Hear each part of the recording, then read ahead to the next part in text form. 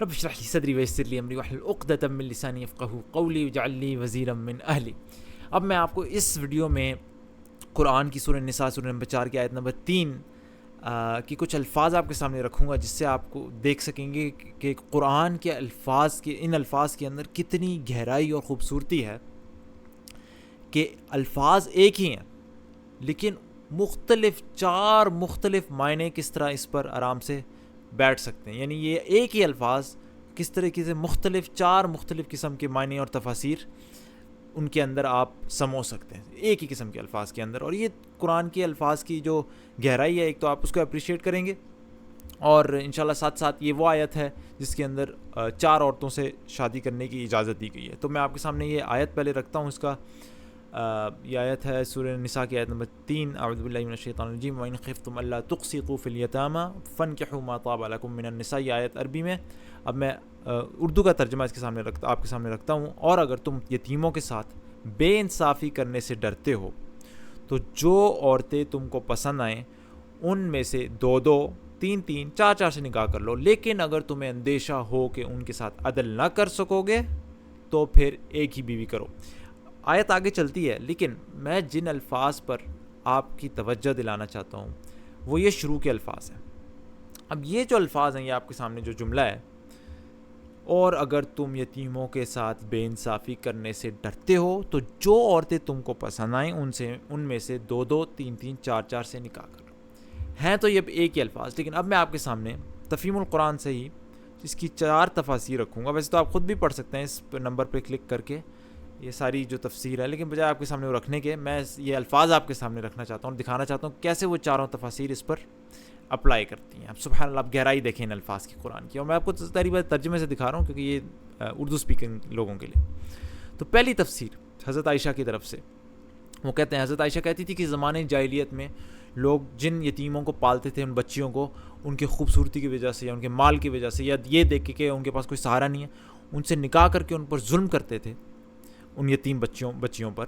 تو اس پر قرآن کہتا ہے، اور اگر تم یتیموں کے ساتھ بے انصافی کرنے سے ڈرتے ہو، ان بچیوں کے ساتھ کہ تم ان سے نکاح کر لو گے، پھر ان کی جائیداد اور ان کے ساتھ ظلم کرو گے کیونکہ اب ان کا کوئی دیکھنے والا نہیں ہے، تو بجائے ان سے نکاح کرنے کے، ان یتیم بچیوں سے پھر ان پر ظلم کرنے کے، دنیا میں اور عورتیں موجود ہیں اور جو عورتیں تم کو پسند آئیں ان یتیم بچیوں کے علاوہ جو عورتیں ہیں ان سے نکاح کرو. ان میں سے 2 3 4 نکاح کر لو، لیکن ان یتیم بچیوں کے ساتھ پھر نکاح نہ کرو اگر تمہیں ڈر ہے کہ تم ان کے ساتھ بے انصافی کرو گے. یہ پہلی تفسیر.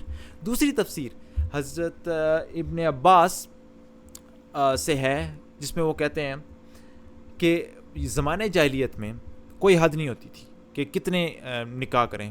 ایک انسان 10 نکاح کر سکتا تھا، لیکن وہ جب ایسی حرکت کرتا تھا تو پھر اس کے پاس پیسے نہیں بچتے تھے کہ وہ خرچہ کہاں سے اٹھائے سب کو. تو پھر وہ کیا کرتا تھا، جو اس کے گھرانے کے اندر بے سہارا یتیم، اس کے بھتیجے بھانجے وغیرہ ہیں، ان کے مال پر وہ یعنی ظلم زیادتی سے ان پر قبضہ کرتا تھا تاکہ اپنے خرچے پورے کر سکے. تو اس پر قرآن کیا کہتا ہے، اور اگر تم یتیموں کے ساتھ بے انصافی کرنے سے ڈرتے ہو، یعنی جو اپنے رشتہ دار یتیم بھانجے بھتیجے ہیں، تو پھر اتنی شادیاں نہ کرو، اتنی بے تحاشا. اب قرآن اس پر لمٹ لگاتا ہے کہ اتنی شادیاں نہ کرو. پھر جو عورتیں تمہیں پسند آئیں ان میں سے صرف 2 3 4 بس 4 تک کی حد ہے، اور اس میں بھی اتنے ہی کرو جتنا تم انصاف کر سکتے ہو، یعنی جتنا خرچہ وغیرہ اٹھا سکتے ہو. اس میں یہی مطلب ہوگا.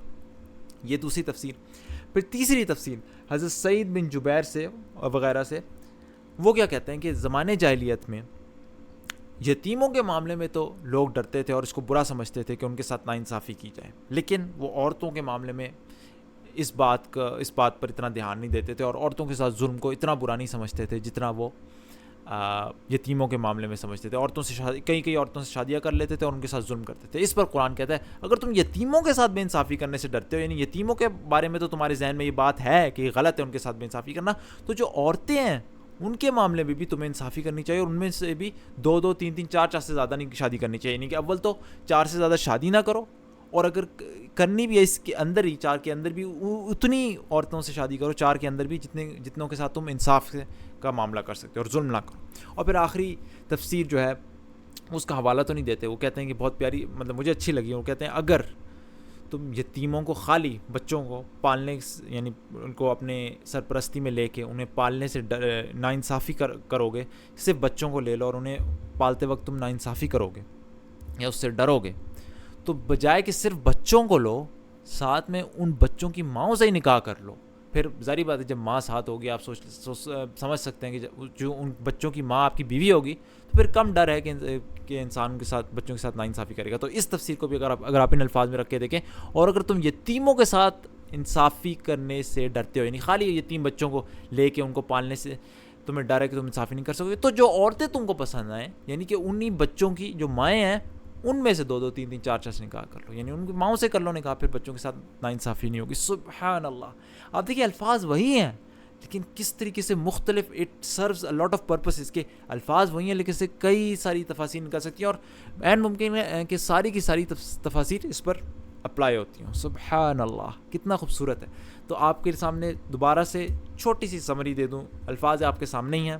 تم یتیموں کے ساتھ، پہلی تفسیر کہ اگر تم یتیم بچوں کے ساتھ بے انصافی سے ڈرتے ہو، یعنی ان بچیوں کے ساتھ جنہیں تم پال رہے ہو، نکاح کر کے تمہیں ڈر ہے کہ تم ان کے مال وغیرہ کو ظلم کے ساتھ استعمال کرو گے، تو دنیا میں اور عورتیں موجود ہیں، ان سے جو عورتیں تمہیں پسند آئیں ان سے 2 2 3 3 4 نکاح کر لو ان بچوں کے علاوہ. دوسری تفسیر کہ اگر تم یتیموں کے ساتھ اپنے خاندان کے اندر اتنی ساری بے تحاشا شادیاں کر کے تمہیں یہ ڈر ہے کہ تم یتیموں کے ساتھ بے انصافی کرو گے، جو تمہارے خاندان کے اندر ہے ان کا مال لوگے، اپنے خرچے پورے، تو دنیا میں جو عورتیں موجود ہیں دوسری، یا جو عورتیں موجود ہیں ان سے نکاح کرو بس 4 کی حد کے اندر، اور 4 کی حد کے اندر بھی اتنی جتنی تم ان کے خرچے اٹھا سکتے ہو. یہ ظلم نہ کرو، اتنی عورتوں سے کرو. تیسری تفسیر میں نے آپ کو بتائی تھی کہ اگر تم یتیموں کے بارے میں ڈرے کہ یتیموں کے ساتھ ناانصافی کرنا ایک ظلم ہے، تو عورتوں کے بارے میں بھی ظلم نہ کیا کرو، اتنی شادیاں کر کے ان کے ساتھ ظلم نہ کیا کرو. اور پھر آخری تفسیر یہ کہ اگر تم یتیموں کو پالنے سے، خالی یتیم بچوں کو پالنے سے ناانصافی کا ڈر ہے تمہیں کہ صرف بچوں کو لے کے پالوں گا تو ان کے ساتھ ناانصافی کروں گا، تو ان کی ماؤں سے شادی کر لو. سبحان اللہ. 4 مختلف تفاسیر، اور دیکھیں الفاظ کے مطابق تو چاروں ہی اس پر کسی نہ کسی طریقے سے اپلائی ہوتی ہیں. سبحان اللہ. یہ آپ کو گہرائی دکھانی تھی کہ الفاظ ایک ہی ہیں لیکن کس طریقے سے مختلف تفاسیر. یہ میں نے اس تفہیم القرآن ہی کھولی ہوئی ہے، اس کے آپ حاشیے میں جا کے دیکھ سکتے ہیں، انہوں نے ساری لکھی ہوئی ہیں ساری. تو میں نے آپ کے سامنے، میں نے چاہا کہ آپ کو دکھاؤں الفاظ کے ساتھ کیسے اس کے اپلائی ہوتی ہے. تو سبحان اللہ، قرآن کے الفاظ کی خوبصورتی ہے، ایک ہی الفاظ کس طریقے سے مختلف تفاسیر کا سہارا بن رہے ہیں. اور ساتھ میں یہ بھی کہنا چاہوں گا کہ کوئی اور فائدہ ملے نہ ملے، میں سمجھتا ہوں تفہیم القرآن پڑھنے سے انسان کا جو ہے نا کم از کم ذہن کھلتا ہے کہ ایک ہی چیز کو مختلف زاویوں سے کیسے انسان سوچ سکتا ہے. تو اللہ تعالیٰ ہم پر قرآن کی خوبصورتی کھولے. سبحانک اللہم و بحمدک اشہد ان لا الہ الا انت استغفرک و اتوب الیک.